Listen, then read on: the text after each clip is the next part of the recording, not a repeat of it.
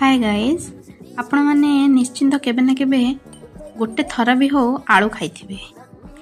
आज मु आपण सहित शेयर करा जाऊँ मो बापांकर प्रिय आलू चकटा।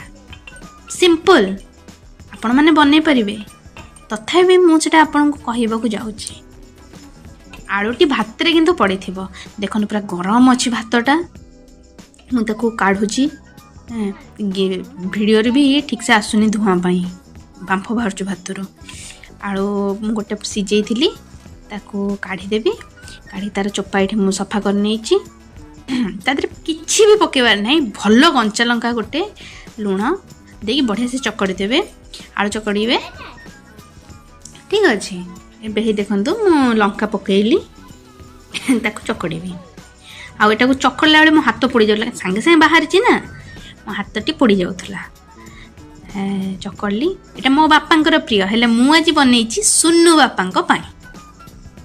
चकड़ साइला परे गरम थिबो किंतु तार धेरे सोरिष तेलटा पड़िबो। आ सोरिष तेल जस्ट टिके बेसी की पड़िबो, दैट टू तार टेस्टटा भल आसीबो। तापरे हमर सांगे सांगे सिंपल आलू चकटा रेडी हो गला। आपन एटा मु तो सजेस्ट करी पूरा गरम भात सांगे खाइबा पई। हमर अन्य किछि हेइथिला हेले एटा आज मोर स्पेशल आइटम हेइथिला। मो बापांकर खाइबा प्रोसेसटा मने पके कि मु बनैथिली। एटा मो बापांक बहुत पसंद। मो बापा जदि मो वीडियो टिक देखिबे तले बहुत खुशी हेबे।